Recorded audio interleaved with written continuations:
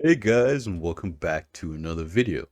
Now, I fully intended to make a video about insurance when I got back from work, and as soon as I did, I went on Spectrum and I saw that CIG has updated how insurance is going to work, or rather, they've decided to post a clarification on the insurance panel at CISICon. So this is essentially Disco Lando going into what the changes really mean to clarify things for everyone, because I believe there was some confusion about LTI um, after CitizenCon, and this is a clarification to that. So we're just going to go over this document here and talk about what insurance is going to look like for 1.0. So it kind of starts off here, hi all, Disco here, dusting off the old Spectrum badge to address some questions that have come up across these forums about LTI and the notes Rich had about insurance at CitizenCon 1.0 presentation yesterday. It is important to begin by reminding folks that the vehicle insurance system has yet to exist in the persistent universe. From 2015 to today, everyone just gets everything back to make things a little easier. Rich's presentation was intended to convey how it will be implemented by the time Star Citizen 1.0 rolls out. So this will not go in effect during the alpha phase of the game. So this is starting off with in-game purchase ships. So moving forward, what we're going to talk about is starting with ships that you buy in-game for in-game credits. And then we'll talk about store purchase ships. So what is unchanged? You can choose to purchase insurance that will last for varying durations, just like it's always supposed to be. There's no change there. So basically, when you buy a ship in game, you can buy insurance for it for different durations. Level 1 is chassis and original. This is the chassis of your ship and the components that your ship came with. Purchase including components only, and is the insurance that has always been offered since the project began. To clarify, level 1 insurance is the chassis of the ship and the components that it came with. Unchanged plan. If your vehicle is destroyed without insurance, it is lost forever. There will always be ways to track its duration in game when the system is implemented, and a warning when you summon your vehicle if it is without active insurance. The choice to operate without insurance will be deliberate, very noticeable, and entirely yours. So when you buy a ship in game and you don't purchase insurance for it, you will lose it. But that is a choice that you can make for whatever reason. Future new additional option. Level 2 adds custom component coverage to the chassis. This is new and cool and especially important in a universe with massive crafting options, and will be addable in game. So you can purchase level 2 insurance with your ship that you've purchased in game that will also cover custom components. So let's say you buy a ship in game and you upgrade the components in game. If you want to cover both the ship and those upgraded components, you would want to purchase level 2 insurance for that ship. I like that so far. So far, it's sounding pretty good. Future additional option, level 3 adds coverage to all upcoming ship decorations and will include chassis and custom components. Level 3 is the chassis, the custom components, and the new decoration. Again, we're talking about ships purchased in-game. New implementation. Just like in much of the real world in Star Citizen 1.0, vehicle insurance at each level will pay out appropriate credit value for your destroyed vehicle chassis, components, and decorations instead of replacing the vehicle outright. So this is very important to remember. When you purchase the insurance in game, at any level, level 1, 2, or 3, you will be paid out the value of the chassis, the value of the custom component, and the value of the decorations. You will not get the custom component, the decorations, or the chassis back. You'll just be paid the value of these items.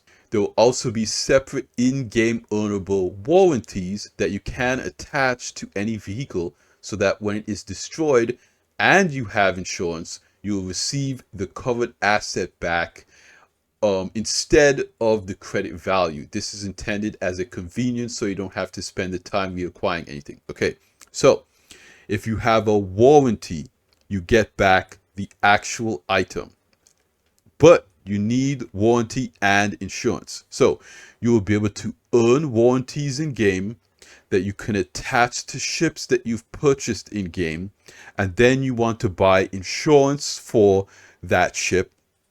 And when you do those three things and the ship is destroyed, you get back everything.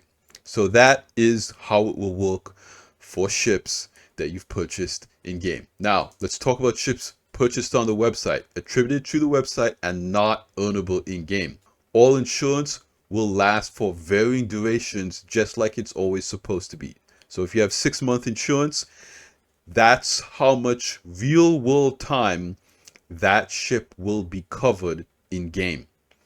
Level 1 is for chassis and original, purchase including components only, and is the insurance that has always been offered since the project began. Okay, so again, level 1, that is essentially your chassis and your components that you purchased, that what your ship came with. If your vehicle is destroyed without insurance, the intention is that there will be an additional in-game cost to recover it, but remains on your account and accessible forever. There will be ways to track its duration in game when the system is implemented, and a warning when you summon your vehicle if it is without insurance. The choice to operate without insurance is deliberate and very noticeable. Okay, entirely yours. Unchanged plan. Lifetime duration means that you never have to bother with renewing it in game. All other durations are intended to be renewed through the in-game means once the system is fully implemented. This has always been chassis and stock components, meaning it is level 1 insurance with a lifetime duration. Okay, so this is very key. Lifetime insurance covers your stock ship and your stock components.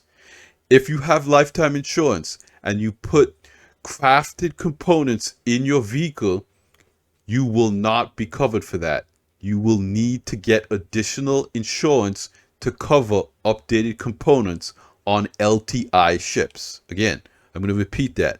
If you have LTI on your ship, that only covers the stock chassis and the stock components. You will have to purchase additional in-game insurance to cover additional in-game earned items. Future new additional option. Level 2 adds custom component coverage to chassis. This is new and cool and especially important to a universe. Okay, so that's basically what we just covered. You can add level 2 to your ships purchased in game, but this can only be purchased in game. Level 3 adds coverage to all your upcoming ship decorations. Again, just what we covered. You can purchase level 2 and level 3 additionally. LTI is just level 1. The big difference between the two, regardless of whether you have lifetime duration or 1 month or 10 years or anything else in between, if you have a vehicle attributed to the website, every one of them, regardless of insurance duration, will also have an automatic permanent warranty that guarantees you will always get your chassis and stock components back instead of credits, providing you are also within the duration of your insurance and have renewed it in game to keep it active or pay additional premium costs to recovering it. So how that will work is if you purchase a ship on the store, that ship will always be returned to you if you have insurance for it. If you don't have insurance for it, you will need to pay an in-game fee to get it back, but it will always be yours. You will always get the ship back instead of currency. If you only have insurance on a ship, you're only going to get payout. You're not going to get the actual ship back. But if you have a warranty on your ship, which all ships in the store have, you will get the actual stock ship and stock components back. So basically, all the ships purchased on the stores, whether they have 6-month insurance or lifetime insurance, you'll always be able to get the actual stock ship back. You won't get a payout. If you have insurance on that ship as well as that warranty, you won't have to pay a fine essentially. So if you bought a ship on the store with LTI, you'll get the stock ship back, and you won't have to pay any insurance fees. So LTI is not dead, you guys. There's still an advantage to getting it. You just have to keep in mind that if you upgrade your components without getting additional in-game insurance, you won't get those components back. If you add on your level 1 insurance with level 2 or 3 in-game, your permanent warranty will cover the custom components. Yeah, that's what we just talked about. This effectively means that there is no functional difference to all of the pledge insurance as you've always known it, but you will now benefit from the addition of new in-game add-ons that let you cover your custom components. So this is only a good thing. That bottom line, once again, this system is an evolution of our intended implementation, adding additional functionalities and comforts to our players while maintaining every functionality that has never been detailed. Thanks for indulging my return to Spectrum. I'm going to go back to show prep after CitizenCon. See you in the videos. Okay. Thank you, Jared. Okay, so yeah, that's about it for the update to insurance. So basically, again, people were just kind of concerned about what the LTI program is going to mean. Again, this is only going to go in effect for 1.0. During the alpha, we're not going to have to worry about this. You know, at the end of the day, I think this is just good news, because before, we really didn't see crafting as something, you know, the player base didn't really think about crafting components. So the details of that system were a little bit different. Now that we can really customize our ships, customize our components, it makes sense to be able to insure in that way. And again, because everything is physicalized, CIG needs a way to track this. And the easiest way is by kind of subdividing what each thing is, as well as the insurance system going into effect for 1.0. They're also going to have to balance all of the components and items that ships come with stock, so that I mean, again, right now what CIG does is they balance and they change things after a ship comes out. They're really not going to be able to do that when this insurance thing comes into place, unless they, you know, retroactively say, okay, we changed the component or the gun size on this ship, so we will just you know, retroactively allow you to insure the new thing or whatever. So this system that they're creating is going to have to be systemic. It's going to have to be able to evolve as things get balanced, if that's the intention. So I want to know what you guys think. This is an incredibly good update in my opinion, but again, I want to hear from you guys. I want to know what you guys think. What do you think about this system? What do you think it, you know, maybe does it need this to be tweaked or that to be tweaked? Do you guys want them to give you more details on warranty? I know I do. What's the best way to earn a warranty in game? How common will it be? How would I transfer warranties? All that kind of stuff.